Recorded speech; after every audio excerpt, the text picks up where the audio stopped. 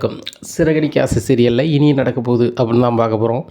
இங்கே மீனா வந்து முத்துக்கு ஃபோன் பண்ணி சொல்லிடுறாங்க, ஏங்க இந்த மாதிரி நான் ஒரு இடத்துக்கு போயிட்டுருந்தேன், அங்கே கிறிஷை கூப்பிட்டு ஒரு ஆள் போயிட்டு ஒரு காரில் ஏற்றிட்டாருங்க. நானும் கிறிஷ்ன்னு சொல்லிட்டு எவ்வளவோ ஓடி போனேங்க, அவங்க கார் எடுத்துகிட்டு போயிட்டாங்க. அப்படிங்கும்போது என்ன மீனா சொல்கிறேன், அவங்க அம்மா கூட தானே இருக்கான்னு அவங்க அம்மா சொன்னாங்கன்னு சொன்னேன் அப்படிங்கிறாங்க. ஏங்க நான் கூட அப்படி தாங்க நினச்சேன், இப்போ என்னடான்னா கூப்பிட்டு போகிறாங்க, எனக்கு என்னென்னு தெரில அப்படின்னுட்டு இருக்கும்போது அங்கே ஒரு வாட்ச்மேன் இருக்கிறாரு. அண்ணாச்சி இப்போ ஒரு சின்ன பையன் போனாம்ல அப்படிங்கும்போது, ஆமாம் அவங்க அம்மா வந்து ஃபாரின்லேருந்து வந்திருக்கதாக சொல்லி ஒரு டிரைவர் கூப்பிட்டு போனார் அப்படிங்கிறாங்க. என்னங்க சொல்கிறீங்க அப்படிங்கிறாங்க. ஆமாம் அவங்க அம்மா வந்திருக்குறாங்களா ஃபாரின்லேருந்து, அதனால் ஒரு டிரைவர் வந்து கூப்பிட்டு போனார் அப்படிங்கிறாங்க. அப்படிங்களா அப்படின்னு சொல்லிட்டு முத்துக்கு நடந்தது சொல்கிறாங்க மீனா. அப்போ அவன் அங்கே தான் படிக்கான்னு தெரிஞ்சு போச்சு, ஏன்னா எப்படியும் அவங்க அம்மா 2-3 நாள் கழிச்சு விடுவாங்க, அதுக்கப்புறமே பார்த்துக்கலாம் அப்படிங்கிறாங்க. சரிங்க அப்படின்னு சொல்லிட்டு மீனா அவங்க வேலையை பார்க்குறாங்க.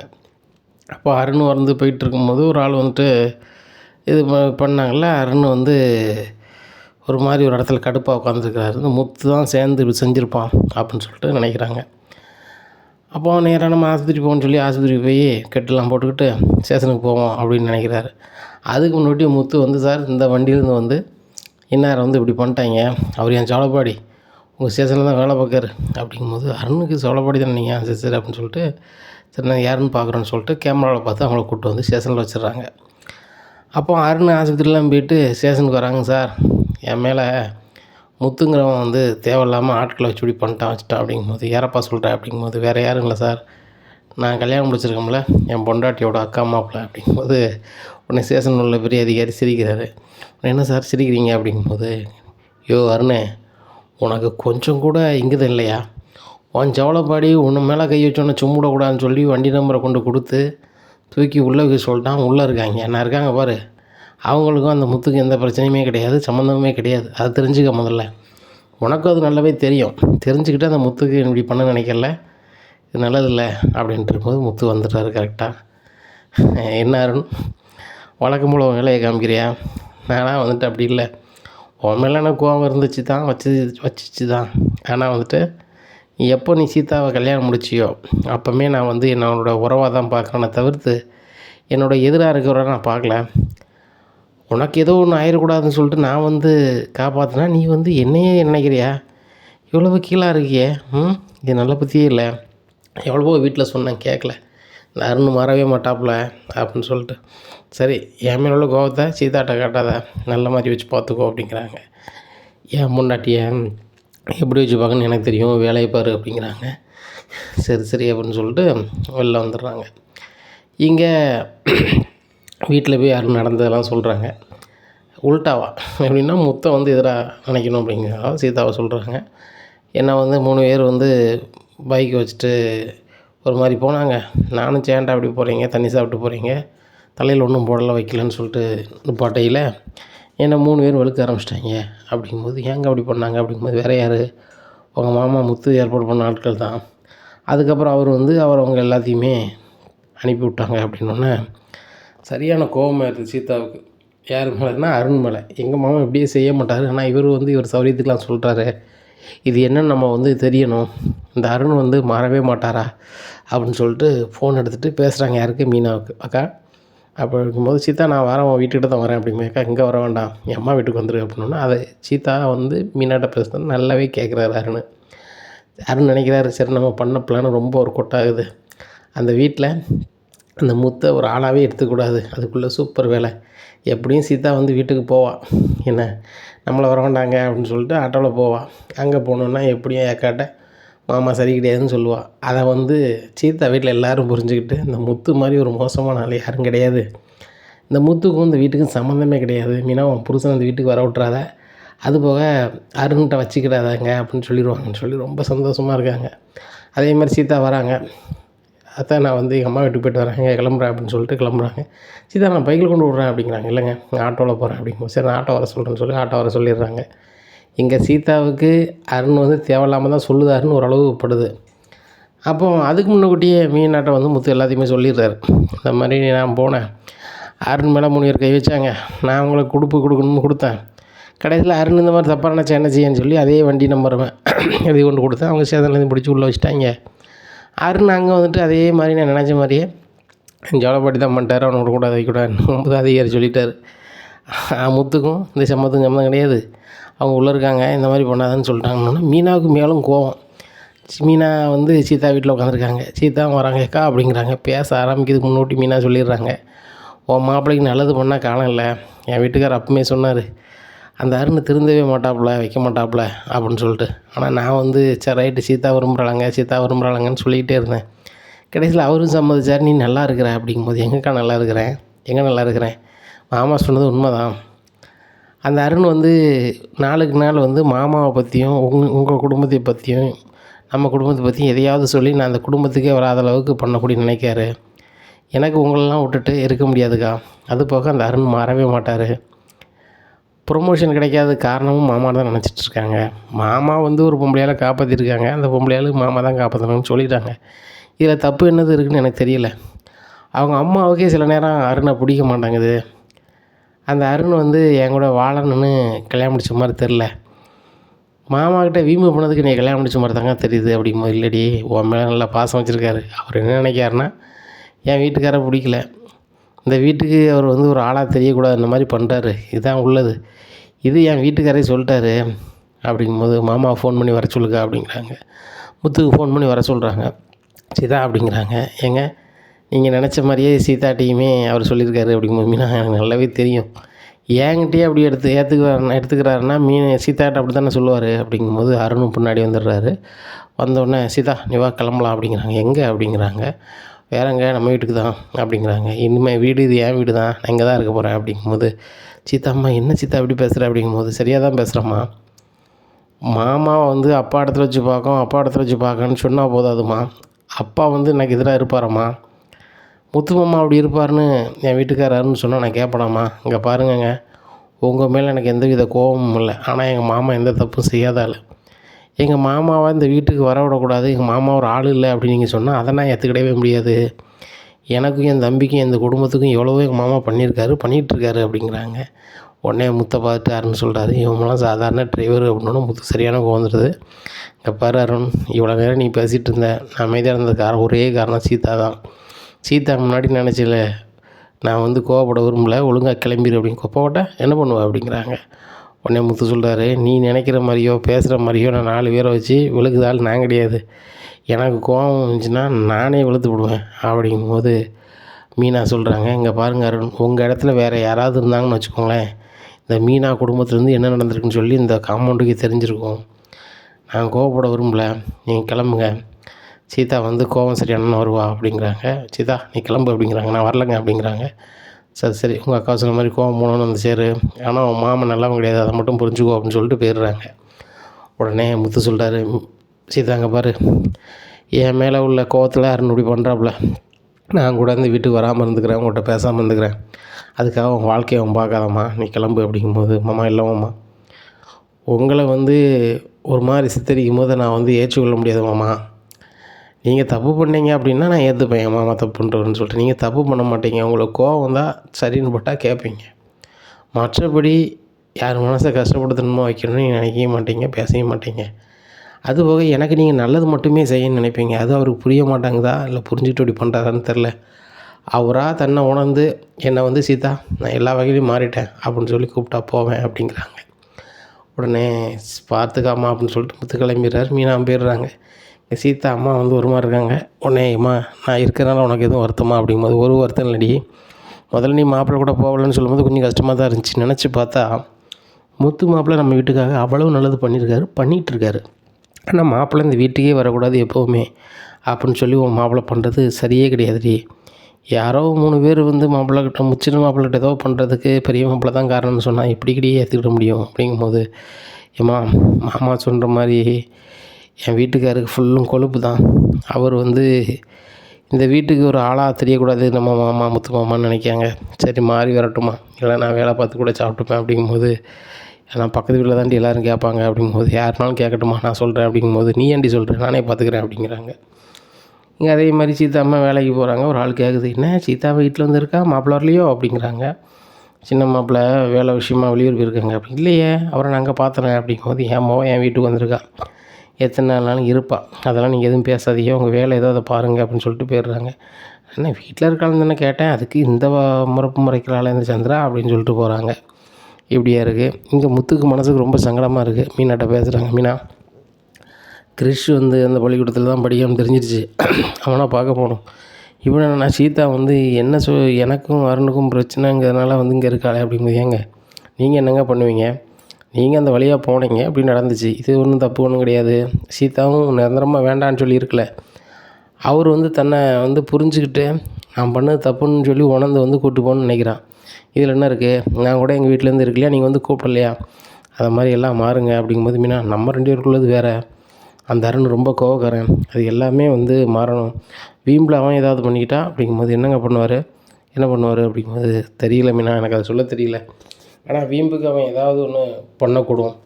அதனால் நம்ம வந்து சீதாவை எப்படியாவது பேசி அனுப்பி வைக்க பார்ப்போமா அப்படிங்கும்போது, இல்லைங்க சீதாவும் சின்ன பிள்ளை கிடையாது அப்படின்னு சொல்கிறாங்க. சரி மீனா பார்த்துக்குவோம் அப்படிங்கிறாங்க. முத்து மீனா குசு குசுன்னு பேச பார்த்து அண்ணாமலை, என்னடா முத்து என்னாச்சு அப்படிங்கப்பா, நீ இவ்வளோ நேரம் ஆச்சு தூங்கலையாப்பா அப்படிங்கும்போது, இல்லைடா நீனும் மீனாவும் சீதா பற்றி பேசிக்கணும், சீதாவுக்கு என்னாச்சு அப்படிங்கும்போது, இப்போ அது ஒன்று சொல்கிறா அப்படிங்கும்போது நடந்தது சொல்கிறாங்க. இந்த அருண் இப்பவும் அப்படி பண்ணுறாப்புல, மாறலையா? சரிடா அது என்னென்னு பாருங்கள். சீதாவை இந்த விஷயத்தில் நம்ம எதுவும் சொல்லிட முடியாது அப்படிங்கிறாங்க. அதுவும் சரிதான்பா அப்படிங்கிறாங்க. இங்கே சீதா காலையில் வேலைக்கு கிளம்புறாங்க. திடீர்னு பொசுக்குன்னு விழுந்துருந்தாங்க. விழுந்தோடனே சத்யா ஃபோன் பண்ணி அம்மா சொல்கிறாங்க, அம்மா நீ காலையில் கடைக்கு போயிட்டேன், திடீர்னு அக்கா இப்படி ஆகிட்டாம்மா அப்படின்னோன்னா பாஞ்சு வராங்க. இங்கே மீனா வந்துடுறாங்க. நேராக ஆஸ்பத்திரி கூட்டி போகிறாங்க. செக் பண்ணி பார்த்துட்டு சீதா மாசமாக இருக்காங்க அப்படிங்கிறது ஒரு சந்தோஷமான செய்தியை சொல்லிடுறாங்க. சொன்னோடனே மீனாவுக்கும் மீனா அம்மாவுக்கும் சீதாவுக்குமே ரொம்ப சந்தோஷம். யாராக இருந்தாலும் ஒரு மாதமானா புருஷனுக்கு தான் முதல்ல ஃபோன் பண்ணி சொல்லுவாங்க. இதை சொல்லணும்னு சொல்லி சீதாவுக்கு ஒரு வகையில் எண்ணம் இருக்குது. ஆனாலும் எங்கள் மாமாவை இப்படி தப்பாக நினச்சிட்டாங்களே அப்படின்னு சொல்லி மனசுக்கு ரொம்ப கஷ்டமாக இருக்குது. எப்படி இருக்குது? முத்துக்கு இந்த தகவல் தெரிஞ்சோன்னா முத்துக்கு எல்லை கிடந்த சந்தோஷம். 2-3 கிலோ அட்டை வாங்கிட்டு வந்து அந்த ஹாஸ்பிட்டலுக்கு எல்லாத்துக்குமே கொடுக்காரு. சீதா ரொம்ப சந்தோஷமாக இருக்குது. எங்களுக்கு 2 வருஷமாக ஒரு நல்ல செய்தி சொல்ல முடியல, ஆனால் உனக்கு உடனே நல்ல செய்தி கிடச்சிருக்கு, அது கடவுளோட கிருபை அப்படி இப்படிங்கிறாங்க. இதை கேட்டவுடனே சீதாவும் ஆமாம்மா அப்படிங்கிறாங்க. சரி ரைட்டு, ஃபோன் பண்ணி உன் வீட்டுக்கார்ட்ட நடந்ததை சொல்லு அப்படிங்கும்போது, இல்லைம்மா அவன் சொல்லலை அப்படிங்கிறாங்க.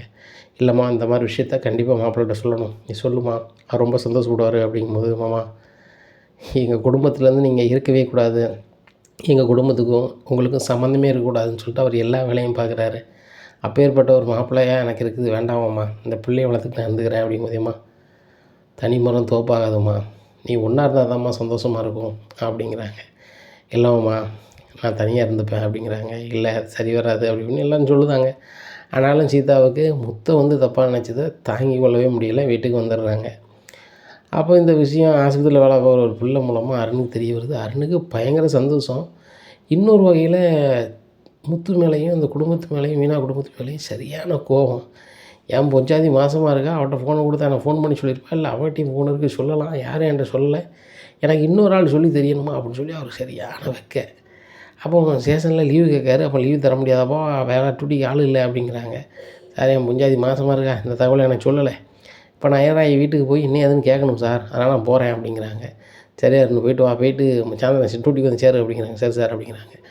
ஏதா சீதா வீட்டுக்கு வராங்க. அங்கே சீதா இல்லை, வேலைக்கு போயிட்டாங்க. உடனே அருணுக்கு சரியான கோவம், இன்றைக்கி தான் இப்படி இருக்கான்னு சொல்லி வேலைக்கு மறுபடியும் போயிருக்கலாம் இதுக்கு மேலே அப்படின்னு சொல்லிட்டு நேராக ஆஸ்பத்திரி போகிறாங்க. சீதா நீ என்ன நினச்சிட்ருக்க அப்படிங்கும்போது, என்ன விஷயம் அப்படிங்கிறாங்க. நீ மாதமாக இருக்க எப்படி வேலைக்கு வரலாம் வைக்கலாம், காலைல தான் உனக்கு உடம்புக்கு முடியல அப்படின்னு சொல்லி வந்திருக்க, மறுபடியும் வீட்டுக்கு போயிருக்க, உடனே கிளம்பி வந்திருக்க அப்படிங்கும்போது, அதுல யாரும் இல்லை, உங்கள் வேலைக்கு ஆள் இல்லை, நீங்கள் கிளம்பி போக மாட்டேங்களா, அது மாதிரி நான் வந்துட்டேன் அப்படிங்கும்போது, அது இது ஒன்றா, நான் சர்க்காரில் வேலை பார்க்கேன், நீ வந்து சர்க்காரில் வேலை பார்க்க அப்படி அப்படிங்கிறாங்க. ஓ சர்க்காரில் வேலை பார்த்தா பெரிய வேலை, மற்றதில் வேலை பார்க்காத வேலை சின்ன வேலையா அப்படிங்கிறாங்க. நான் அதை சொல்லலை, நீ கிளம்பு நம்ம வீட்டுக்கு போவோம் அப்படிங்கும்போது, இங்கே பாருங்கள், என்றைக்கு எங்கள் மாமாவை புரிஞ்சுக்கிட்டு அவர் இந்த வீட்டுக்காக எவ்வளவோ பண்ணியிருக்காரு அப்படின்னு புரிஞ்சுக்கிட்டு, அவர் இந்த வீட்டில் ஒரு மருமகன் தான், நம்மளும் அதே வீட்டில் வரும்போது தான் 2 ஒன்று தான் என்றைக்கு நினைக்கலாம், அன்றைக்கி நான் நம்ம வீட்டில் இருப்பேன் அப்படிங்கும்போது, செய்தாங்க பாரு, உங்கள் மாமனுக்கு எனக்கு 1000 இருக்கலாம், எனக்கு உனக்கு எந்த சச்சரவும் கிடையாது, அப்படிங்கும்போது நீ வந்து உங்கள் அம்மா வீட்டில் இருக்க நியாயம் கிடையாது அப்படிங்கும்போது, இல்லை என்னோடய முடிவு இது தான் அப்படின்னு சொல்லிடுறாங்க. நேராக அருணு கோவப்பட்டு வீட்டுக்கு போகிறாங்க. வீட்டில் போய் ரொம்ப கடுப்பில் உட்காந்துட்ருக்காங்க. அப்போ அருணோட அம்மா சொல்கிறாங்க, அருணுங்க பாரு, சீதா தான் இந்த வீட்டு மருமகளாக வரணும்னு நான் சொன்னேன், உனக்கும் பிடிச்சிருந்துச்சு, அதனால நீ அவளை கல்யாணம் பண்ணிக்கிட்டேன் இல்லைங்களே, ஆனால் வந்து உன் சவளப்பாடி நீ சவளப்பாடியாக பார்க்கணும்பா, சீதாவை என்றைக்கு நீ விரும்பி கல்யாணம் முடிக்கணும்னு நினச்சியோ அவங்க குடும்பத்தை உன் குடும்பமாக தான் நினைக்கணும், அந்த வீட்டில் இருக்க ஆளுங்க எல்லாருமே நம்ம ஆளுங்க, அதை நீ புரிஞ்சுக்கிடாமல் நீ வந்து அந்த முத்துலாம் ஒரு ஆளா அம்மலாம் ஒரு ஆளா அப்படின்னா அதில் ஆகிக்கப்படாது, உன் வீம்பை விடு, உன் பிள்ளைய வந்து யார் சுமக்கா, சீதா சுமக்கா, அதை வந்து நீ தான் சரியாக பண்ணணும். நல்லா பார்த்தா தானடா அவன் பிள்ளை வருங்காலத்தில் நல்லாயிருக்கும் அப்படி இப்படிங்கும்போது அருண் அப்படியே முழிக்காரு. இனிமேல் வீம்பு பண்ணாத, எப்படி உன் கல்யாணம் நடக்கிறதுக்கு முத்து தான் வந்து ஒரு காரணமாக இருந்தாலும் அதே மாதிரி இன்றைக்கி உன் தலைமுறை வந்து செழிக்கணும்னா அது முத்து கையில் தான் இருக்குது. முத்துகிட்ட போய் நீ பேசு, நடந்ததெல்லாம் மறந்துட்டு நம்ம ஒன்றா இருப்போம் அப்படின்னு பேசு. சவளப்பாடி எனக்காக வந்து என் குடும்பத்தை சேர்த்து வைங்கன்னு சொல்லு, கண்டிப்பாக சேர்த்து வைப்பாப்புல அப்படிங்கும்போதேம்மா அந்த முத்துக்கிட்ட போய் தான் வாழ்க்கைனா எனக்கு அது தேவையே இல்லை அப்படிங்கிறாங்க. அதுக்கு மேலே கொஞ்சம் வேண்டா, நான் போய் அந்த முத்து தம்பிகிட்ட பேசினேன் அப்படிங்கும்போது நீங்களாம் போகவே கூடாதும்மா, இந்த அருண் இல்லை அப்படின்னா நீங்கள் போகலாம், இந்த அருண் இருக்கும்போது நீங்கள் போகவே கூடாது அப்படிங்கிறாங்க. என்னடா அருண் இப்படி சொல்கிற அப்படிங்கிறாங்க. இல்லைம்மா நீங்கள் போகக்கூடாது அப்படின்னு சொல்லிட்டு அருண் வேலைக்கு போயிடுறாரு. அருண் வேலைக்கு போகிறத பார்த்துட்டு முத்துட்டு போய் பேசுகிறாங்க. எப்பா என் மருமகம் அங்கே இருக்கா, என் மருமகம் வந்து என் பையன் சரியாகி வந்த பிறகு தான் வருவாங்க, நானும் எத்தனை வாட்டியாக சித்தாவை கூப்பிட்டு பார்த்தேன்ப்பா, இந்த அம்மா எப்படியாவது சொல்லி அனுப்பி வைக்கணும் அப்படிங்கும்போது, ஏம்மா நானும் சொல்லிட்டேன், உங்கள் பையன் அருணை வந்து நான் ஒரு மாதிரி நினைக்கலம்மா, முன்னாடி கோவத்தில் இருந்தேன், இப்போ சீத்தாவோட மாப்பிள்ளை நான் அப்படி நினைக்கல, உங்கள் பையனை மேலே கை வைக்க நாங்கள் அனுப்பணும்மா, அது சின்ன எனக்கு அதுக்கும் சம்மந்தம் கிடையாது சேஷன்னே சொல்லிட்டாங்க, இன்னும் அந்த அருணை வந்து முறுக்கிடலாம் தான் எப்படிம்மா, நீ சாதாரண டிரைவர்னு சொல்லுதாரு, நான் இருந்துட்டு போகிறோம்மா, ஆனால் சீத்தாவை நல்லா வச்சு பார்த்துட்டா சரி தான், என் மேலேயும் என் அக்கா மேலேயும் ரொம்ப பாசம் வச்சுருக்கா சீதா, அவர் வந்து சீத்தாக்கிட்ட எங்களை குறைச்சி மதிப்பிட்டு பேசினா அவளுக்கு மன சங்கடப்படுமா, அதை பார்த்துக்கிடுங்க அப்படிங்கும்போது நான் எவ்வளவோ சொல்லிட்டேன் தம்பி, புரிய மாட்டாங்க இவனுக்கு அப்படிங்கும்போது சரிம்மா பார்த்துக்கிடுங்க அப்படின்னு சொல்கிறாங்க. உங்கள் அம்மா ரொம்ப மனசங்கடப்பட்டு வீட்டுக்கு போகிறாங்க. அப்போ அருண் அம்மா வந்து முத்துகிட்ட பேசின விஷயத்த அவர் ஃப்ரெண்டு ஃபோன் பண்ணி சொல்லுதார். உங்கள் அம்மா எதுக்கு தேவையில்லாமல் முத்துக்கிட்ட போய் பேசிகிட்டு இருக்காங்க அப்படின்றோம். அருணுக்கு சரியான கோபமாயிருது. வீட்டில் வந்து எங்கள் அம்மாட்ட அந்த கற்றுறாப்புல, என்ன நினச்சிட்ருக்கீங்கம்மா, நீங்கள் எதுக்கு போனீங்க, அவங்களாம் ஒரு ஆளுன்னு சொல்லிட்டு அவன் என்ன பேசினா, உங்களுக்கு வந்து மறுவதியை கொடுத்துருக்க மாட்டானே அப்படிங்கும்போது, மறுவதியெலாம் கொடுக்க தான் செஞ்சாப்புல, நீ தான் அருண் வீம்பு பண்ணுற, குடும்பத்தை வந்து அனுசரித்து கொண்டு போனால் சொந்த பந்தத்தை எல்லாத்தையும் அணைச்சி போகணும், அப்படி அணைச்சி போடலாம் லாயக்கூடாது அருண், அதை மட்டும் புரிஞ்சுக்கோ அப்படிங்கிறாங்க. இதை கேட்ட அருணேம்மா அந்த முத்துக்கெலாம் இறங்கி போகணும் அவசியமே கிடையாது அப்படிங்கிறாங்க. நீ உன் வாழ்க்கையை பார்க்குறடா, இதுக்கு மேலே நான் என்ன பண்ண முடியும் அப்படின்னு சொல்லிட்டு அவங்க அம்மா சொல்லிட்டு நான் கிராமத்துக்கு போகிறேன்னு சொல்லி பஸ் பிடிச்சி கிராமத்துக்கே போயிருந்தாங்க. இங்கே அருண் மட்டுமே வீட்டில் இருக்கார். மறுநாள் ஆகுது. முத்து மீனாவும் ஒரு மாதிரி இருக்குது. அப்போ வந்து மீனா சொல்கிறாங்க, ஏங்க சீதா வீட்டில் நடந்ததே 2 பேரும் நினச்சிட்டே இருக்கோம், நம்மளுக்கு ரிலாக்ஸ் ஆகணும்னா ஒரே வழி நம்ம வந்து கிறிஸ்ட்ட போகிறது தாங்க, கிறிஸ் எங்கே படிக்கான்னு நமக்கு தெரிஞ்சிச்சு, அங்கே போவாங்க அப்படின்னு சொல்லி அங்கே போகிறாங்க. அங்கே போனால் என்னம்மா டெக்கரேஷனில் வந்து 10 நாள் கழிச்சு தானே அப்படிங்கும்போது, இல்லை எங்கள் கிருஷ்ணன் ஒரு பையன் படிக்கான், அந்த பையனை பார்க்கணும் அப்படிங்கிறாங்க. சரி பாருங்கள் அப்படின்னு சொல்கிறாங்க. உடனே கிருஷ்ணை கூப்பிட்டு வர்றாங்க. முத்து மீனா பார்த்துட்டு ரொம்ப சந்தோஷம், அத்தை எப்படி இருக்கீங்க, மாமா எப்படி இருக்கீங்க அப்படிங்கும்போது, நல்லா இருக்கேன் அப்படிங்கும்போது, சார் கொஞ்சம் வெளில கூப்பிட்டு போயிட்டு வரோம், சரி போயிட்டு வாங்க அப்படிங்கிறாங்க. இங்கே காரில் கூப்பிட்டு போய் ஐஸ்கிரீம் வாங்கி கொடுக்க, அதை செய்ய எல்லாம் செய்தாங்க. அப்போது ரோஹினியும் அவங்க ஃப்ரெண்டு மகேஸ்வரியும் பைக்கில் போயிட்டுருக்காங்க. அப்போ முத்து மீனா கூட காரில் கிறிஸ் போகிறத பார்த்துட்டு ரொம்ப ஷாக் ஆகிடுறாங்க. என்னென்ன இவன் கூட இருக்கான், எப்படி எழுத்து தெரிஞ்சு அப்படின்னு சொல்லி முழிக்காங்க. உடனே இவங்ககிட்ட கேட்குறாங்க, உனக்கு தெரியுமா ராஜேஸ்வரி அப்படின்னு கேட்குறாங்க. எனக்கெலாம் ஒன்றும் தெரியாது அப்படிங்கிறாங்க மகேஷ். உடனே என்ன செய்கிறது, இவன் இப்படி பண்ணுறானே அப்படின்னு சொல்லி வித்யா கால் பண்ணுறாங்க. வித்யா, நீ வந்து என் பையன் ஒரு இடத்துல படிக்கான்னு சொல்லி சொன்னேன் அந்த மீனாட்டை அப்படிங்க, நான் ஏன் சொல்ல போகிறேன், நானே கல்யாண வேலையாக கிராமத்துக்கு வந்திருக்கேன் அப்படிங்கும்போது, அப்போ எப்படி தெரியும் அப்படிங்க, எனக்கு என்ன தெரியும் அப்படிங்கிறாங்க. அன்னைக்கு பொழுதுக்கு வந்து வாட்ச்மேன் தானே சொல்லியிருக்காரு, நேராக அங்கே போகிறாங்க. எப்படி என் பையனை வந்து நீ வெளியே அனுப்பலாம் அப்படிங்கும்போது, ஏம்மா அந்த மீனாங்கிறவங்க எங்கள் டெக்கரேஷன் வேலை பண்ணவங்க வந்தவங்க, எங்களுக்கு வேண்டிய பையங்க படிக்கான்னு சொன்னோன்னே அவங்க ஆஃபீஸ்லேருந்து விட்ருக்காங்க, போய் ஆஃபீஸில் போய் எதனாலும் கலங்க அப்படிங்கிறாங்க. ஆஃபீஸில் போய் கேட்குறாங்க, யார் கேட்டாலும் அனுப்பிடுவீங்களா வச்சுருவீங்களா அப்படின்னோடனே, சாரிம்மா இன்னும் நாங்கள் அனுப்ப மாட்டோம் அப்படிங்கிறாங்க. முத்து மீனா பீச்சுக்கெலாம் கூட்டி போயிட்டு அவங்க கொண்டு விடுறாங்க. விடும்போது ஆஃபீஸில் சொல்லுதாங்க, இந்த மாதிரி அவங்க அம்மா வந்தாங்க, எப்படி நீங்கள் வந்து அந்த முத்து மீனை கூட அனுப்பலாம், அனுப்பவே கூடாது, நானே வந்து வெளியில் இருக்கேன், என் பிள்ளைய பார்க்கறதுக்கு என் ஃப்ரெண்டு மகேஸ்வரி தான் வந்துட்டு போயிட்டுருக்கா, நீ என்ன அப்படின்னு சொல்லிட்டு போகிறாங்க அப்படின்னோடனே முத்து மீனா கொண்டு விடலை. அப்போ நம்ம பேர் எப்படி தெளிவாக தெரியும், அது போக நம்ம கூட இருக்கக்கூடாதுன்னு மட்டும் அம்மா ஏன் நினைக்குது அப்படின்னு சொல்லி அவங்களுக்கு ரொம்ப குழப்பம். டே கிரிஷ், உங்கள் அம்மாவுக்கு என்னையும் மீனாவும் தெரியுமா அப்படிங்கும்போது, தெரிலையே அங்கிள் அப்படிங்கிறான். டேய் உள்ளதை சொல்டா, உனக்கு தெரியுமா தெரியாதா அப்படிங்கிறான். தெரில அப்படிங்கிறாங்க. ஏங்க எப்படியும் இந்த பள்ளிக்கூடத்தில் சேர்க்கும்போது அவங்க அம்மா ஃபோட்டோவை கொடுத்துருப்பாங்களா அப்படிங்கிறாங்க. சரி கேட்போம் அப்படின்னு சொல்லி கேட்காங்க. இந்த மாதிரி இவங்க அம்மா ஃபோட்டோ எதுவும் கொடுத்துருக்காங்களா அப்படிங்கும்போது, இல்லை சார் அதெல்லாம் நாங்கள் காமிக்கக்கூடாது அப்படின்றாங்க. உடனே இவங்களுக்கு வந்து என்ன செய்யணும்னு தெரில. அன்றைக்கி கிளம்பி வந்துடுறாங்க. நைட்டு அண்ணாமலைட்ட முத்து சொல்கிறாரு, ஏப்பா கிறிஷ் எங்கே பிடிக்கும் அது பிடிக்கான்னு தெரிஞ்சு போச்சு, பார்க்க போனோம் வச்சோம் அப்படிங்க, நல்லா இருக்கணா நல்லா இருக்காங்கப்பா அப்படிங்கிறாங்க. அவங்க அம்மாவுக்கு எங்கள் பேர் 2 பேர் பேரும் தெரியுதுப்பா எப்படின்னே தெரில அப்படிங்கும்போது ரோகிணி கேட்டுட்டு தாங்க, ஆகா நம்ம பேர் சொல்லி விசாரிச்சு தெரிஞ்சு கொடுக்க அப்படின்னு சொல்லிட்டு உடனே அண்ணாமலைட்ட முத்து சொல்லுது, எப்பா எப்படியும் அங்கே வந்து படிக்கிற இடத்துல என் அம்மா ஃபோட்டோவை கொடுத்துருக்கோம், அது எப்படியாவது வேங்கணும்பா அப்படிங்கும்போது, எந்த இடத்துல பள்ளிக்கூடம் இருக்குன்னு சொல்லு, எங்கள் ஸ்கூல் ஓனர் மூலமாக பேசி நான் வாங்க பார்க்குறேன் அப்படிங்கும்போது, சரிப்பா அப்படிங்கிறாங்க.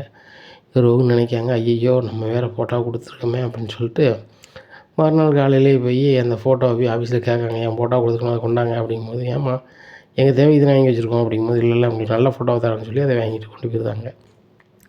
இங்கே அண்ணாமலை அவங்க ஓனர் மூலமாக பேசி அவங்க அம்மா ஃபோட்டோ மட்டும் தெரியணும், ஏன்னா அந்த பையனுக்கு ரொம்ப வேண்டியப்பட்டவங்க அவங்க அப்படின்னு சொன்னோன்னே, சரி சார் நான் அனுப்புதேன் செல்லுலேயே அனுப்புதேன்னு சொல்லி ஆஃபீஸில் கேட்காங்க. அவங்க அம்மாவை ஃபோட்டோ வாங்கிட்டு போயிட்டாங்கங்காங்க. இதை அண்ணாமலைகிட்ட சொல்லிடுறாங்க. அண்ணாமலை உடனே ஃபோன் பண்ணி முத்துக்கு சொல்லிடுறாங்க, அந்த ஃபோட்டோவை வந்து அவங்க வாங்கிட்டு போயிட்டாங்க அப்படின்னா முத்துக்கு பயங்கர ஷாக்கு. மீனாவை சொல்லி, மீனா நம்ம எது பேசினாலும் எப்படி அவங்க அம்மாவுக்கு தெரியுது, நம்ம வீட்டிலேருந்து யார் சொல்கிறா அப்படிங்கும்போது, தெரியலையேங்க அப்படிங்கிறாங்க. இங்கே ரோகிணி, ஆஹா எல்லா விஷயமும் வந்து முத்துக்கு மீனாவுக்கும் தெரியும்னு நினைக்காங்களே அப்படின்னு சொல்லிட்டு முழிக்காங்க.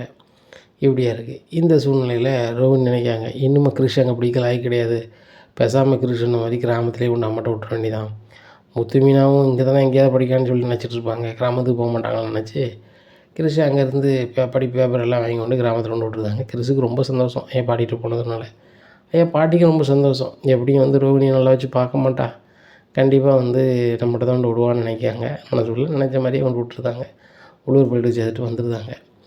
இங்கே கிறிஷை பார்க்கறதுக்கு முத்து மீனாவும் சாப்பாடு கீப்பாடெல்லாம் வச்சுக்கிட்டு மறுநாள் கிளம்பி போகிறாங்க. அங்கே கிறிஷ் இல்லை, ஊருக்கு கூட்டி விட்டாங்க அந்த மாதிரி, வேறு ஒரு இடத்துக்கு போய் சேர்த்துட்டாங்கன்ற மாதிரி தெரிய வருது. உடனே முத்து மீனாவும், என்ன இது நம்ம வந்து கிறிஷை பார்க்க வர்றது அவங்களுக்கு சுத்தமாக பிடிக்கலையே அப்படிங்கும்போது, மீனா கண்டிப்பாக நம்ம வீட்டில் இருக்கிறவங்க யாரோ ஒரு ஆள் கிறிஷுக்கு சொல்கிறாங்க என்னத்தையோ அப்படிங்கும்போது, ஏங்க கிறிஷுக்கு அப்படி கிறிஷ் அம்மாட்ட சொல்கிறாங்க மீனா அப்படிங்கிறாங்க. அப்போ அது யார் நம்மளுக்கு தெரியணுங்க அப்படிங்கிறாங்க. தெரியணுன்னா நம்ம என்ன பண்ணணும் அப்படிங்கிறாங்க. ஒன்றும் புரியல மீனா, பாட்டி ஊருக்கு பக்கத்து ஊர் தானே அவங்க பாட்டிக்கு, அவங்க அந்த ஊருக்கு வந்தாங்கன்னா விசாரிப்போம் அப்படின்னு சொல்லிட்டு சொல்கிறாங்க. இது ரோகிணி தெரியாதுல, ரோகிணி அவங்க வேலையை பார்க்குறாங்க. அவன் பாட்டிகிட்ட ஃபோன் பண்ணி அந்த மகேஸ்வரன் வர சொல்லுங்கன்னா மகேஸ்வரன் வர சொல்கிறாங்க. மகேஸ்வரன் ஒரு ஆள் அந்த ஊரில் போய் பார்க்காங்க. லட்சுமின்னு ஒரு அம்மா இங்கே தான் இருக்குது, அவங்க பேரனும் இங்கே தான் இருக்காங்க அப்படின்றாங்க. உடனே முத்து மீனாவும் சரி நாளைக்கு எங்கள் பேர் வண்டி தான் அப்படின்னு சொல்லி பண்டத்தெல்லாம் வாங்கிட்டு கிராமத்தை பார்த்து போயிருந்தாங்க. அங்கே கிராமத்தில் போயிருந்தோன்னே அவங்க பாட்டிக்கு ஒன்றும் ஓடலை, யார் கிறிஷோட பாட்டிக்கு, ஆகா முத்து மீனா இங்கேயும் வந்துட்டாங்களே, இது தெரிஞ்சால் வேறு கல்யாணிக்கு ஐயா மலை என்ன பண்ணணும்னு ஒன்றும் புரியலையே அப்படின்னு சொல்லி நினச்சிட்ருக்காங்க. ஏம்மா நாங்கள் கிறிஷை பார்க்குறதுக்கு கிறிஷுக்கு அம்மா என் அம்மா ரொம்ப கடுப்பாகிறாங்க, அதுபோக நாங்கள் 2 பேரும் கிறிஷை பார்க்கக்கூடாது வைக்கக்கூடாது கூட்டு போடாதெல்லாம் பள்ளிக்கூடத்தை சொல்லியிருக்காங்க, அதுபோக ஒரு வருஷத்தில் இத்தனை பள்ளிக்கூடத்தில் சேர்த்தீங்கன்னா அவன் படிப்பு என்னதுக்கு ஆகும் அப்படிங்கும்போது, நான் என்னப்பா பண்ணுறது அவங்க அம்மா முடிவு அப்படிங்கும்போது, அம்மா அவங்க அம்மா உண்மையிலே எங்கே தான் இருக்காங்க அப்படிங்கும்போது, அவள் துபாயில் தான்ப்பா இருக்கா அப்படிங்கிறாங்க.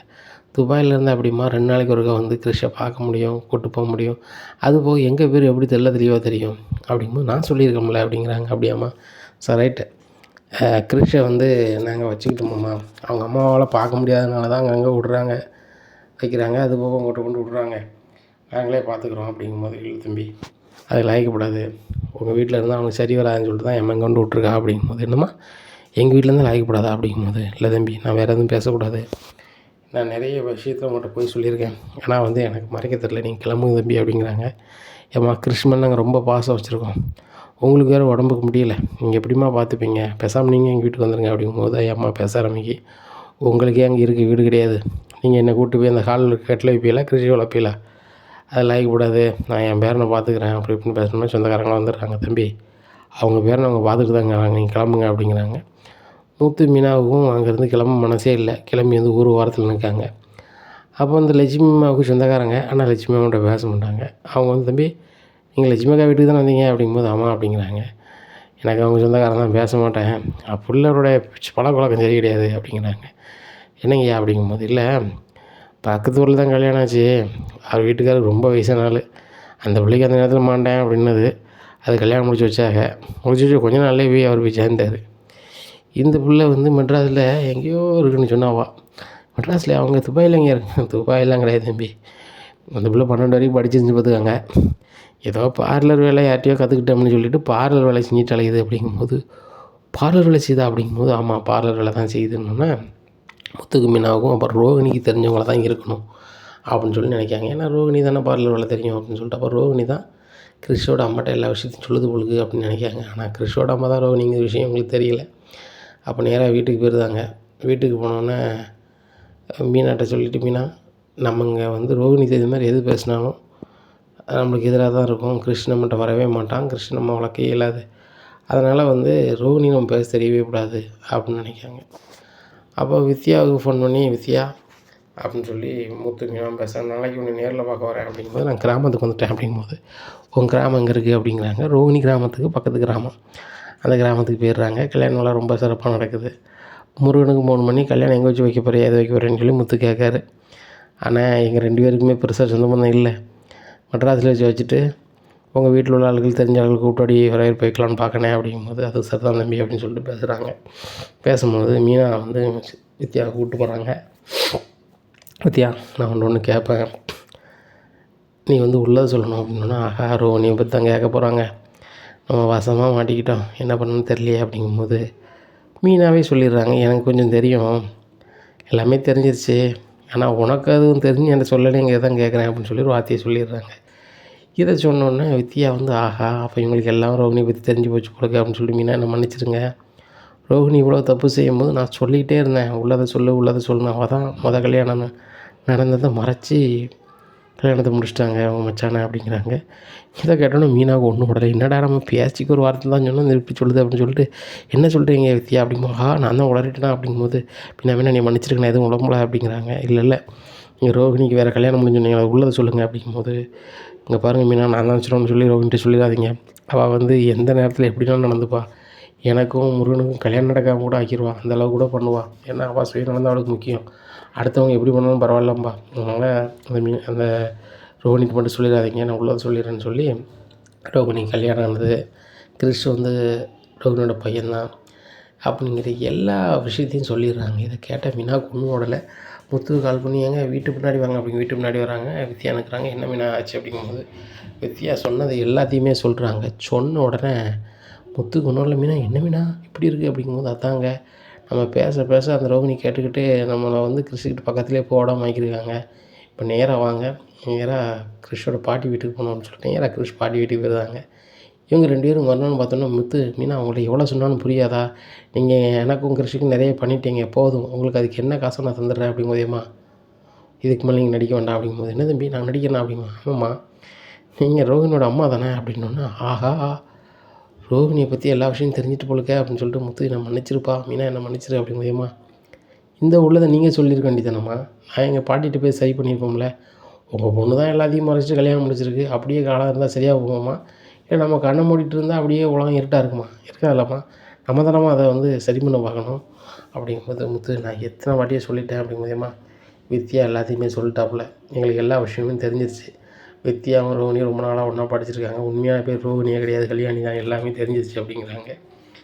கிறிஷ் நீனாவது உள்ளதை சொன்னானடா அப்படிங்கும்போது மாமா தப்பாக நினச்சிக்காதீங்க, எங்கள் அம்மா தான் வந்து உங்கள்கிட்ட சொல்லக்கூடாதுன்னு சொன்னாங்க, அப்படி முத்துக்கிட்டையும் மீனாக்கிட்டையும் உள்ளதை சொன்னேன் அப்படின்னா நான் அவன்கிட்ட பேசவே மாட்டேன், உன்னை பார்க்கவே வர மாட்டேன், ஏன் அவங்க பாட்டி எங்கேயோ போகணுமா நான் போயிடுவேன் அப்படி இப்படின்னு சொல்லுவாங்க, நான் என்னத்த மாமா சொல்கிறது அப்படிங்கும்போது ஏங்க அவன் சின்ன பையங்க அவனுக்கு என்னங்க தெரியும் அப்படிங்கும்போது மீனா அதுவும் சரிதான், ஏங்க இனிமையாக நாங்கள் கிறிஷை எங்கள் வீட்டுக்கு கூப்பிட்டு போகலாமா அப்படிங்கும்போது அம்மா நீங்கள் கூப்பிட்டு போங்க அப்படிங்கிறாங்க. கிறிஷோட பாட்டி அவங்க வீட்டு பையன்தான், அவங்க வீட்டிலே தான் இருக்கணும், உங்கள் வீட்டிலே தான் அவன் இருப்பான் அப்படின்னு சொல்லி நீங்கள் வந்து எனக்கு உறுதி கொடுத்தீங்கன்னா நான் அனுப்புகிறேன் அப்படிங்கும்போது நீங்கள் என்ன நம்ப வேண்டாம், எங்கள் பாட்டியை கூப்பிட்டு வரேன், எங்கள் பாட்டி சொன்னால் நீங்கள் நம்பவே இல்லை, எங்கள் பாட்டி சொல்ல மீறி ஒன்றுமே நடக்காதுன்னு உங்களுக்கு தெரியுமில்ல அப்படிங்கிறாங்க. அது நம்ம உண்மை தான் அப்படின்னு சொன்னேன், போய் கூப்பிட்டு போயிட்டாங்க அப்படிங்கிறாங்க. யாராவது பாட்டி வீட்டுக்கு போயிருந்தாங்க. பாட்டி வீட்டுக்கு போயிட்டு அண்ணாமலை கால் பண்ணுறாரு முத்து, ஏப்பா நீ கிளம்பி கிராமத்துக்கு வாப்பா அப்படிங்கிறேன், என்னப்பா அப்படிங்கிறாங்க, உடனே வாப்பா அப்படின்ட்டு ஒரு வண்டி அனுப்பிடுறாரு. இங்கே வந்துடணும், வந்தோடனே பாட்டிக்கிட்டே எல்லாத்தையும் உள்ளதை சொல்லுதாங்க அண்ணாமலைட்ட, அண்ணாமலைக்கு ஒன்றும் விடலை பாட்டிக்கு ஒன்றும் விடலை, நீங்கள் கிறிஷை திடீர்னு நீங்கள் கூப்பிட்டு வந்துட்டு இப்படி பேசலடா அப்படிங்கும்போது தான்ப்பா உள்ளது, நம்ம வீட்டில் இருக்க ரோகிணி தான் வந்து கிறிஷோட அம்மா, இதெல்லாம் நம்மள்ட்ட மறைச்சிட்டு தான் நம்ம வீட்டு வந்துருக்காங்க அப்படிங்கும்போது நம்மளை சொல்கிறாங்க, இந்த மாதிரிலாம் ரோகிணி பண்ணுமா, ஆனால் இவ்வளோ பொய் சொல்லணும்னு தெரியும், ஆனால் இப்படி சொல்லணும்னு எனக்கு தெரியலையே அப்படிங்கிறாங்க. பாட்டிக்கு சரியான கோவம் வருது. ஆனாலும் கூட வாழ்க்கை சரியில்லை, அதனால தான் இந்த பிள்ளை இப்படி பண்ணியிருக்கு அப்படின்னு சொல்லிட்டு புரிஞ்சுக்கிட்டு அண்ணாமலை முத்து மீனாவும் இந்த கிறிஷை வந்து கையிலே வச்சுக்கணும், வளர்த்துக்கணும், வைக்கணும்னு நினச்சாவா இப்போ ஐக்கிட்டே வந்துட்டு இந்த ரோகிணி கொடுத்தாலும் சரியாக பார்க்க மாட்டான். பிள்ளை மட்டும்தான் இப்போ திருப்பாப்புளுக்கு, மற்றபடி ஃபுல்லாக என் அம்மா தான் வளர்த்துருக்கு, அதனால் இங்கே இருக்கட்டும், இப்போதைக்கு நம்ம எதுவும் சொல்ல வேண்டாம். என்ன, கிறிஷ் வந்து நம்ம வீட்டு பிள்ளையா, இப்போதைக்கு இருக்கட்டும், உன் பொண்டாட்டிகிட்ட நான் போய் சரி பண்ணிக்கிடுதேன் அப்படின்ட்டு எல்லோரும் கிளம்பி எங்கே போகிறாங்க, மெட்ராஸுக்கு போகிறாங்க. அங்கே கிறிஷையை கூப்பிட்டு வரதை பார்த்தோன்னே விஜயாவுக்கு சரியான கடுப்பாகுது. எங்கேயோ போய்ட்டு வரேன்னு சொன்னீங்க, இப்போ உங்கள் அம்மாவும் கிறிஷையும் முத்து மீனாவை கூப்பிட்டு வரீங்க அப்படிங்கும்போது, மீனா முத்து மீனா வந்து கிறிஷை வச்சு ஐயா பார்த்துக்கிறாங்க போகிறாங்க, அது நீ எதுவும் பேசாத அப்படிங்கும்போது, அவங்க இங்கே இருக்கக்கூடாது, முத்து மீனாவுக்கு இங்கே இருக்க இடம் கிடையாது அப்படிங்கும்போது, நம்மளை நான் பேச வேண்டியது பேசிட்டா அப்படிங்கிறாங்க. என்னத்தை பேச வேண்டியது பேச போகிறீங்க அப்படிங்கும்போது, இங்கே பாரு விஜயா, நான் உழைச்சி சம்பாரித்த சொத்தை யாருக்குனாலும் கொடுக்கலாம், உனக்கு தெரியும். இந்த பெயரில் நீங்கள் வச்சுக்கிட்டு பார்த்துக்கிட்டே அப்படின்னா 10 ஏக்கரை இடம் என்ன நான் உன் பேரில் கொடுக்குறேன் அப்படிங்கிறாங்க. என்னத்தை சொல்கிறீங்க? ஆமாம், 10 ஏக்கர் இடத்த ஒன்று தரேன், இந்த கிறிஷ் இந்த வீட்டில் தான் இருக்கணும், எக்காரணம் கொண்டு இந்த கிறிஷை வீட்டு விட்டு வெளியே போகணுன்னு சொல்லக்கூடாது அப்படிங்கும்போது, அத்தை சொன்னதை கேட்பே அப்படிங்க, சரித்த அவங்க இருக்கட்டும் அப்படின்றாங்க. நம்மளுக்கு தான் 10 ஏக்கரை இடம் வருது அப்படின்னு சொல்லிட்டு உடனே அம்மா நான் சொல்லி பார்க்காரு, கேட்கல. இங்கே ரோகிணிக்கு ஒன்றும் விடலை, நம்ம அம்மாட்ட ஒன்று கொடுத்தா எப்படி அப்படின்னு சொல்லிட்டு நேராக ரூமில் வந்துட்டு அவங்க அம்மா கால் பண்ணுறாங்க. இங்கே முத்து மீனா அண்ணாமலை பாட்டிக்கு தெரிஞ்சிருது, என் அம்மா தான் கால் பண்ணுவாங்கன்னு சொல்லிட்டு அவங்க அம்மா கால் பண்ணி, எப்படி நீ வந்து கிறிஷை வந்து அவங்க கூட அனுப்பலாம் வைக்கலாங்கும் போது அவங்ககிட்ட வந்து முத்து மீனாவை ஃபோன் பண்ணி சொல்லியிருந்தாங்க, இங்கே பாரு எனக்கு வயசாகி போச்சு, வழக்கம் இல்லை, இனிமேல் அவங்க தான் இருப்பான், அதுக்கு மேலே வாங்கிச்சவரியம் கொடு அப்படின்னு சொல்லி ஃபோன் வச்சிடுறாங்க. எங்கள் அம்மா என்ன நினைக்காங்க, நாசுக்காக வந்து அவங்க சேர்த்து வச்சுருன்னு சொல்லியிருக்காங்க, இப்போ நம்ம வந்து கல்யாணத்தை சொன்னால் நல்லா இருக்காதுன்னு விட்டுருந்தாங்க. அப்போ மகேஸ்வரி ஃபோன் பண்ணி எங்கள் அம்மா இப்படி பண்ணிட்டாங்க, வித்யாவுக்கு ஃபோன் பண்ணி இப்படி பண்ணிட்டாங்க, நீங்கள் அம்மாட்ட என்னென்னு கேளு எதுன்னு கேளு, உடனே வந்து எங்கள் அம்மாவை கூப்பிட்டு போக சொல்லு அப்படிங்கும்போது வித்யா சொல்கிறாங்க, இங்கே பாரு ரோஹினி, உன்னை பற்றி எல்லா விஷயத்தையும் அவங்களுக்கு தெரிஞ்சிருச்சு, அவங்க அவன்கிட்ட தெரியாத மாதிரி காட்டிக்கிறாங்க, இன்னும் அதே மாதிரி இருந்துக்க, வேறு வழி கிடையாது, கிறிஷுக்கு உன் பையன் தான் தெரிஞ்சிருச்சு அப்படின்னா, ஐயோ அப்படின்னு சொல்லிட்டு எங்கள் ஆண்டிக்கு தெரிஞ்சு அவ்வளோதான் அப்படிங்கிறாங்க. எங்கள் விஜயாட்ட யார்ட்டையுமே சொல்லலை. நைஸாக அண்ணாமலை அங்கிள்கிட்ட நம்ம போய் மன்னிப்பு கட்டணும்னு நினைக்காங்க. மறுநாள் காலையில் பார்க்குக்கு போகும்போது அங்கிள் என்ன மன்னிச்சிருங்க அப்படிங்கும்போதுமா, என்ன அங்கிள்னு கூப்பிட்றாத, அங்கிள்னு அர்த்தம் என்ன தெரியுமாம்மா, அவனுக்கு மாமே, அது தாய் மாமே, தாய்க்கு அடுத்த நிலமை, உள்ளதை சொல்லணுமா நீ, உன் வாழ்க்கைக்காக அந்த கிறிஸ்து வாழ்க்கையை சங்கடப்படுத்தியோமா, அந்த முத்து மீனா மட்டும் பக்குவமா இல்லைன்னா உன் நிலமை என்ன ஆயிரும் தெரியுமாம்மா, மறுநாளே நீ வீட்டு விட்டு நீ வந்து விஜய் அனுப்பியிருப்பா, எங்கள் அம்மாவை போய் கிராமத்தில் கூப்பிட்டு வந்து என்கிட்ட பக்குவமாக சொல்லி இவ்வளோ நடந்து போயிட்டுருக்கு, இப்போ வரைக்கும் நாங்கள் சொல்லலை, விஜய் அப்போ கடுமையான கோவத்தில் இருக்கோம் அவன் மேலே, இப்போ மட்டும் ஒரு விஷயம் தெரிஞ்சிச்சுன்னா ஆட்டோமேட்டிக்காக உன்னை வெளியே அனுப்பிடுவா, அது மட்டும் இல்லை கிறிஷோட நிலைமையும் சங்கடமாக போயிடும், பார்த்துக்கோ, உங்கள் அம்மாவும் மனசளவில் ரொம்ப நொந்து போயிருக்காங்களாம், அதனால் அவங்களுக்காகாது நீ ஒழுங்காரு அப்படிங்கிறாங்க. சரி எங்களை நீ மன்னிச்சிருங்க அப்படிங்கிறாங்க. இங்கே முத்து மீனாட்ட தனியாக பேசணும்னு சொல்லி கார்ஷாண்ட போய் பேசுகிறாங்க, மீனாட்ட போய் பேசுகிறாங்க தனியாக, ஏன்னா அவங்களுக்கு வந்து தான் வாழ்க்கையை காப்பாற்றணும்னு அவ்வளோ பேசுகிறாங்க.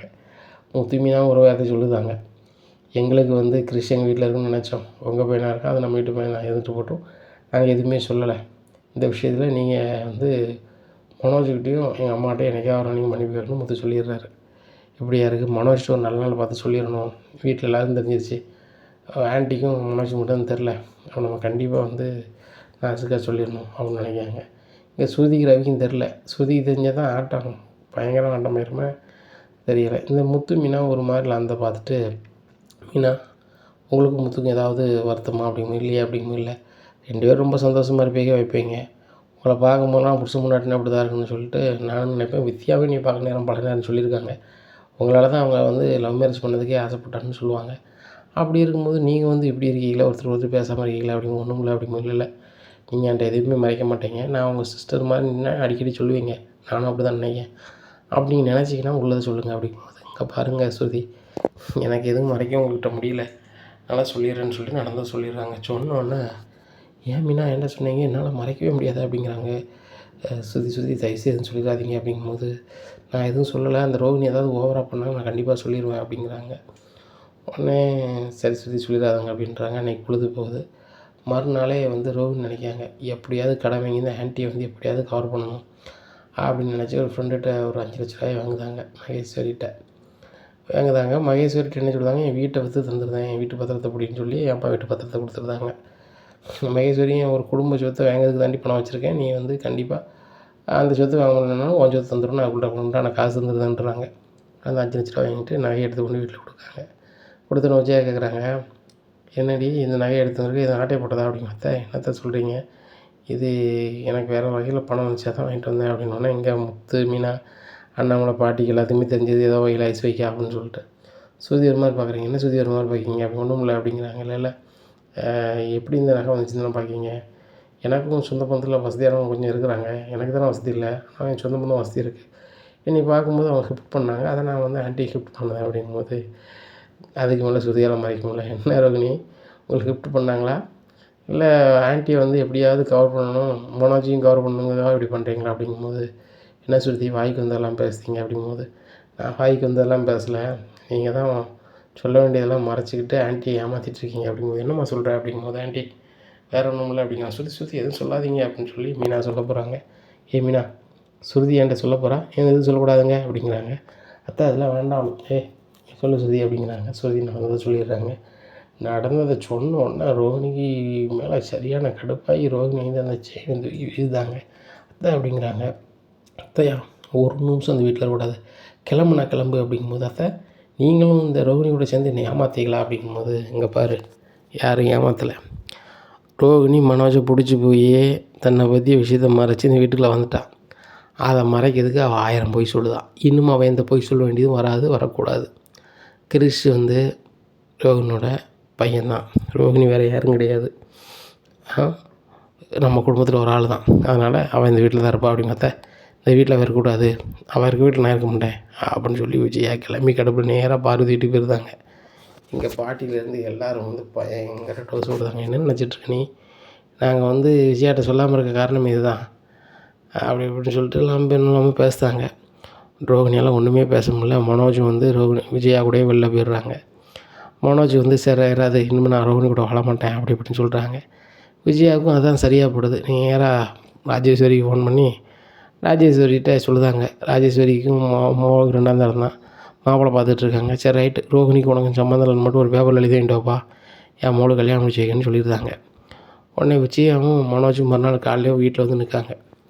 அப்போ அண்ணாமலை ரொம்ப சந்தோஷம். சரி ரைட்டு, ரோகிணியை மறந்து எதுக்கிட்ட நல்லது தான் அப்படின்னு நினைக்கும் போது வீட்டுக்குள்ளே வராங்க. வந்தோடனே ஏங்க அந்த ரோகிணியை கூப்பிடுங்க அப்படிங்கிறாங்க. ரோகிணி வாமா அப்படிங்கிறாங்க. உடனே என்ன ஆண்டி மன்னிச்சிருங்க, மனோஜனை மன்னிச்சிருங்க அப்படிங்க. மன்னிக்கலாம் வரல, இந்த பேப்பரில் ஒரு எழுதி மட்டும் கொடு அப்படிங்கிறாங்க. என்னது ஆண்டி எழுதி தரேன்னு சொல்லிவிட்டு அவாக்குன்னு எழுதி கொடுத்துருதாங்க. அதை வாங்கிட்டு மனோஜ் நம்ம கிளம்பலாம், ராஜேஸ்வரி இனிமே வந்து உனக்கு பொண்ணு தர தயாராக தான் இருப்பா அப்படிங்கும்போது, ஆண்டி நீங்கள் என்ன பண்ண போகிறீங்க அப்படிங்கும்போது, என்ன பண்ண போகிறேன்னா இவளை ஏமாற்றிட்டு வந்து நீ மனோஜை கல்யாணம் முடிச்சு இங்கே இருப்பேன், நான் பார்த்துட்ருப்பேனா, எங்கள் அத்தை சொல்ல நான் கேட்க தான் செய்வேன், என் வீட்டுக்காரர் சொல்ல கேட்க தான் செய்வேன், அதுக்காக மனோஜ் வாழ்க்கை நல்லா இருக்கக்கூடாதுன்னு நினைப்பேனா, நான் ராஜேஸ்வரி மூலம் நாளைக்கு கல்யாணம் பண்ணிக்க போகிறேன், ஒழுங்காக வந்து சாப்பிட்டு மூஞ்சி கொடுத்துட்டு போயிட்டே இரு அப்படிங்கிறாத்த. மனோஜுக்காக நான் இவ்வளோ போய் சொல்லி இந்த வீட்டில் வந்திருக்கேன், மனோஜ் கல்யாணத்தில் போட்டது நான் என்ன வேணாலும் செய்வேன் அப்படின்னு சொல்லும் போதே பொசுக்கணும் வந்துருந்தாங்க. ஏங்க இவன் நடிப்பாங்க அப்படிங்கிறாங்க. விஜயா அவளுக்கு என்னாச்சு ஏதாச்சும் தெரியல, அவங்க ரெண்டு பாரு அப்படின்னு சொல்லிட்டு தண்ணி தெளிச்சு பார்க்காங்க வைக்காங்க. மீனாவுக்கு கொஞ்சம் தோணுது மாசமாக இருப்பாங்களா அப்படின்னு சொல்லிட்டு எல்லோரும் ஆஸ்பத்திரி கூப்பிட்டு போகிறாங்க. அங்கே செக் பண்ணி பார்த்துட்டு ரோகிணி மாசமாக இருக்குதுன்னு சொல்லிடுறாங்க.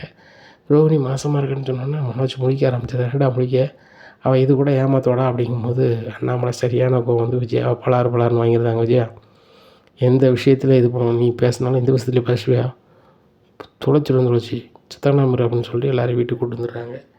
இங்கே மனோஜ் வந்து அந்த ராஜேஸ்வரி அவங்க மூலம் கட்டின பெரிய பணக்காரன், நம்ம இந்த ரோகிணி ஒன்றும் இல்லாத ஃப்ராடு, அதுபோக கிறிஸ்டியோட அப்பனை வேறு நான் ஆகணுமா அப்படின்னு சொல்லி ரொம்ப கடுப்பில் இருக்கார். இனி என்ன நடக்கும் அப்படிங்கிறத பொறுத்திருந்து பார்க்கலாம். நம்ம சேனல் நீங்கள் கொஞ்சம் மறக்காமல் லைக் அண்ட் சப்ஸ்கிரைப் பண்ணுங்கள். நன்றி, வணக்கம்.